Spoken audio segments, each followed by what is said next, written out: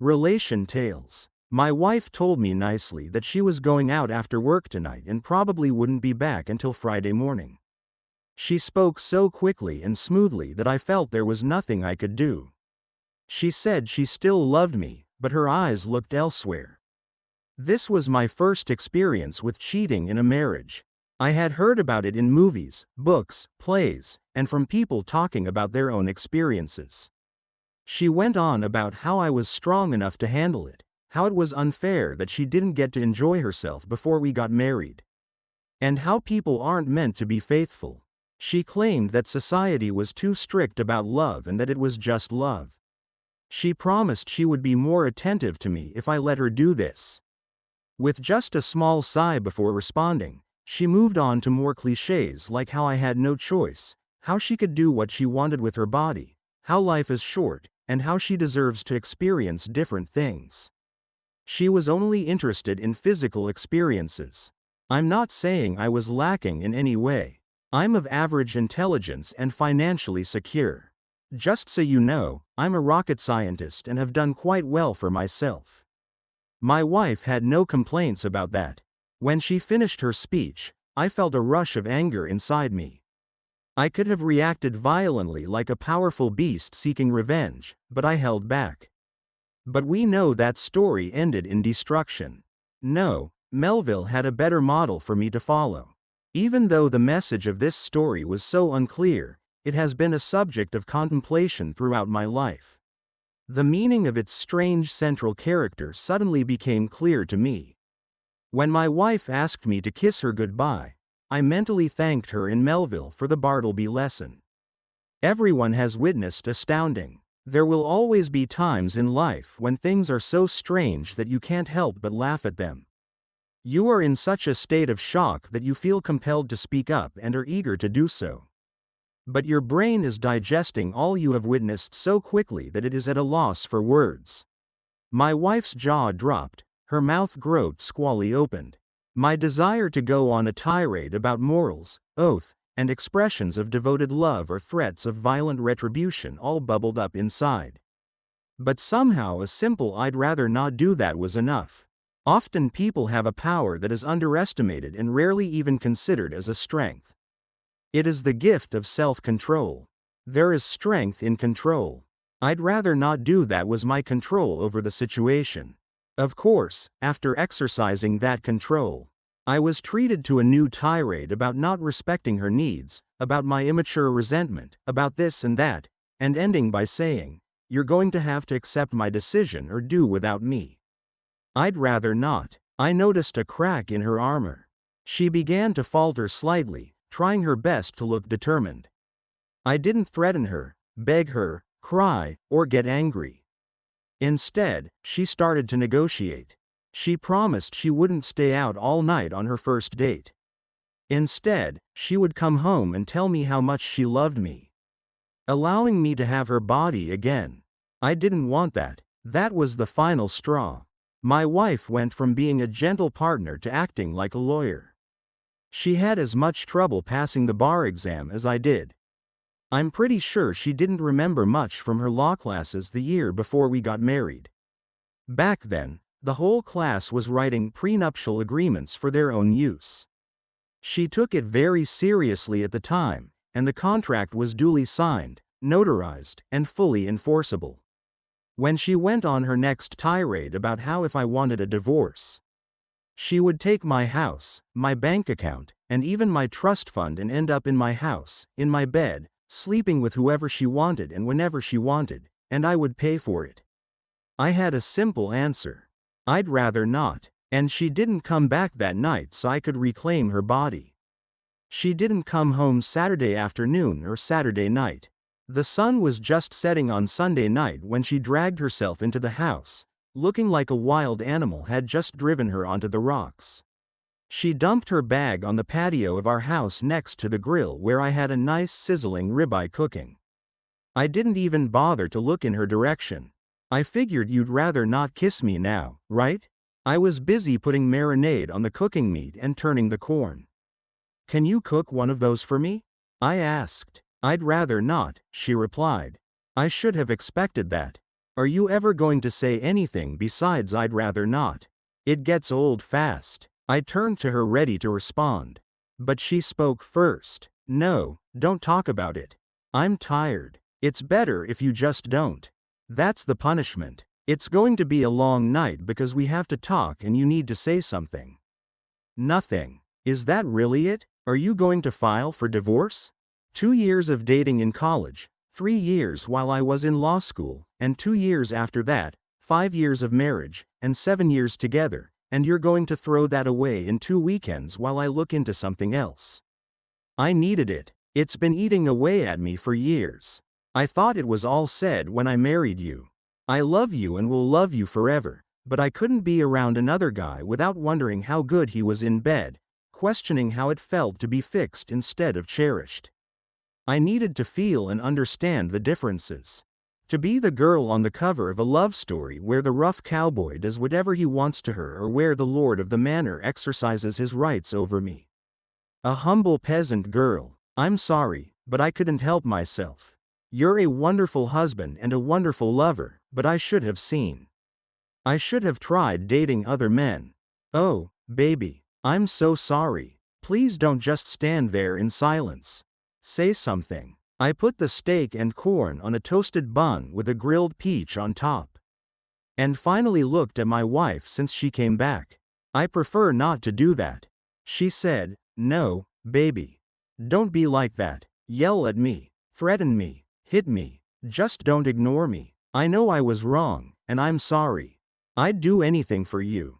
Just take me back. I'd rather not. Things got tense after that. No, I didn't grill her a steak, but I did think about burning something for her. In the days that followed, she tried to talk, but every time she asked for something, I answered quietly and politely. I'd rather not do that. She asked me what I would have preferred to do then, to which I simply shrugged. I didn't leave the room if she tried to talk to me. I didn't ask her what had happened. You could tell she was desperate to gain my favor. The following Friday, she came home a little late. I'd talk at a mile a minute about a happy hour with her coworkers where all she did was drink and laugh. Damn it. Then she noticed there was nothing on the table and I got dressed to leave the house. What's going on? Are we going somewhere? Wait, you're not taking me with you, are you? Is this really my punishment? Are you going back to my place? I shook my head and gave her the usual answer. I'd rather not. And then I left. I went out to dinner with my parents who were visiting for the weekend. I put them up at the Hilton by the river because I didn't want to involve them in our problems at home. They already knew everything and were happy to enjoy a nice evening with a river cruise dinner. I got home at 10:30 p.m. Looking great, only to find my wife crying. I went to bed without saying much. The next morning, I woke up to the smell of breakfast she had made. This time, she didn't question me before she spoke. Last night was terrible. You left without me, and I was alone at home. I couldn't stop thinking about you being in town with another woman. I felt so awful. Now I realize how you must have felt when I was gone all weekend. If I ask you a question, will you answer me honestly? Were you with another woman? Considering I've dated both of my parents and my mom is definitely a woman, I answered honestly yes. Her face reflected mixed emotions.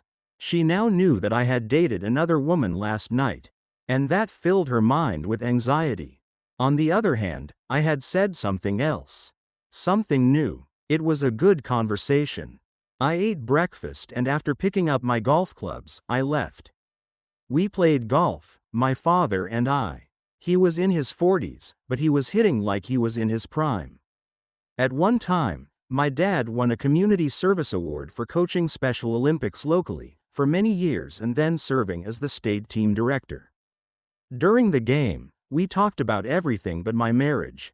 I got home just in time to shower and get dressed for dinner. My wife decided to approach me as I was coming down the stairs and heading toward the garage. She saw me wearing my tuxedo and again I took special pleasure in seeing her tonsils as her jaw dropped open. She must be really special to get a night worthy of a tuxedo. I nodded. Honey, I have to tell you that no one compares to you when you dress like that.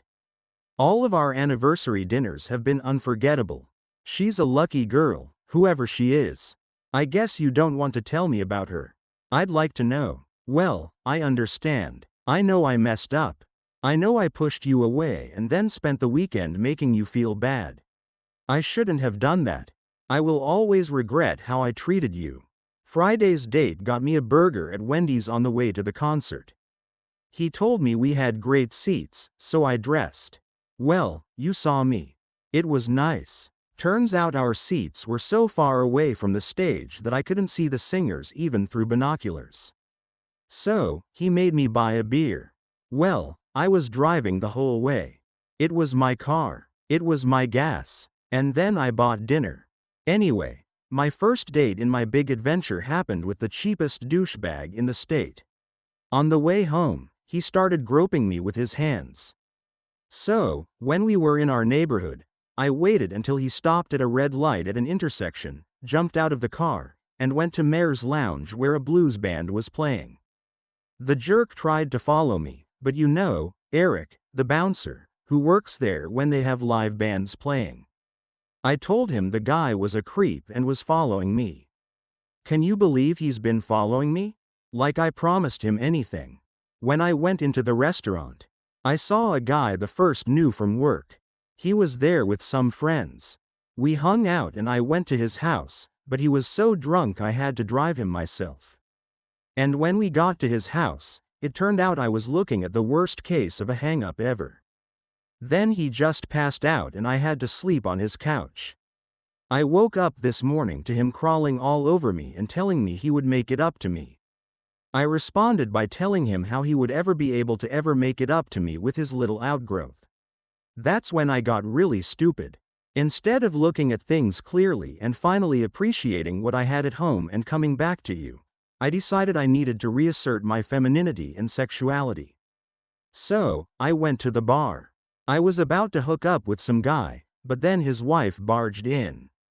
She was furious and red-faced. To throw her off the scent, I slapped him and yelled, "So, you're married?" Ironically, I didn't take off my rings. Then, I went to a beach bar. A man came up to me and started flirting a lot. He was really nice and could actually hold a conversation instead of just staring at my body. I was almost falling for him when suddenly two little kids ran up yelling, "Grandpa, there you are." He disappeared so fast. I ended up getting a room at an old motel behind the bar, bought a bottle of wine, and went out on the balcony to drink and think. I found out there was a group of single and divorced women sitting at a table below me. They started talking about their bad dating experiences, naming names, and sharing details. It came out that my experiences were pretty common. Misogynists, older lecturers, and cheap asses. That's what they said men were. Well, I can't blame them much for that. I mean, a girl can hardly expect a man to treat her as an equal and that he will pay for everything. These women on the terrace went through a long list of experiences with married men and men who seemed to be devoted family men, but for whatever reason went left. Then they turned to the physical diversity of the men they dated. They talked about dating guys from other cultures, races, religions, and even different political orientations. They talked about how size was not as important as how caring their lover was. They all agreed that if you can find both in the same man, you should latch on to him and keep him with you forever. I almost left then to come home to you, but I had to listen to the rest of their conversation, and I'm glad I stayed. I heard nothing more. I spent the rest of the night thinking about you. I woke up there on the balcony. The sun was already up and shining in my face, already starting to burn my skin. I felt lousy on so many levels. The guilt of what I made you experience consumed me. My body stiffened from sleep. I had, after all, slept curled up on a chaise lounge on the balcony. My stomach was upset from the disgusting food and the 2 bottles of wine I had consumed the night before, and my head ached from all of the above. I arranged for a late checkout and went back to bed. When I woke up, I took a shower, got dressed, and went home. Honey, That night, I walked out of our house planning to cheat on you, but I didn't. The universe was on your side. It made it clear that I was meant to be with you and only you. Please forgive me. Let me still be your wife. Let's forget what I did and go back to our happy life. Please. Her eyes filled with tears, and I felt sorry for her, but I didn't feel love. I looked into her eyes, the eyes of the woman I had loved for so long, and gave her my answer. I would have preferred not to. In the end, I didn't tell her that the other woman I was dating was my mother. I didn't say if I believed her sad story about how her dreams fell apart that weekend. I told her I loved her because I wasn't sure if I really did. I didn't say anything else. She didn't give up on me. She tried to win my heart back while I avoided her by traveling for work or staying in town after long days. I only nodded or shook my head in response to her questions. I didn't say anything more. I had another room where I slept. I ate with her on different occasions, but she eventually got tired of the struggle. We never got divorced, but she moved to a different place. I don't want to say this is the end right now, but I guess it will be eventually. Second story. Last June, I clearly remember him accidentally sending me a picture of himself with a girl I didn't know. When I asked who she was, he said she was his cousin and quickly deleted the picture. I just said, "Oh, all right." I know I was silly to believe him, but since he acted normally afterward, I thought he was being honest. Then on the night of September 26th at 12:07 a.m., he sent me a message saying he didn't think I should talk to him anymore. Honestly, I didn't know how to feel. It was surprising, but not surprising at the same time because he had been distant for a while. I just replied, "Oh, all right." By then, I had already started to lose feelings for him. He blocked my TikTok account right after that. Here's the shocking part. About half an hour after sending that message, he posted a video of himself with a new girlfriend. It was the same girl he claimed was his cousin back in June. I found out through another account that it was the same picture he accidentally sent before. He never posted anything like that when we were together. This means they must have been talking since last June without me knowing. While I was blushing and happy over his sweet messages, he was probably saying the same things to her. Even though we were in a long-distance relationship, I never thought he would cheat. What did I do to deserve this? Why was I so naive to think he wouldn't look at other girls? We were in a long-distance relationship and hadn't seen each other since last year. Right now, I'm trying to convince myself that I deserve better and that my feelings for him were just a crush, not real love.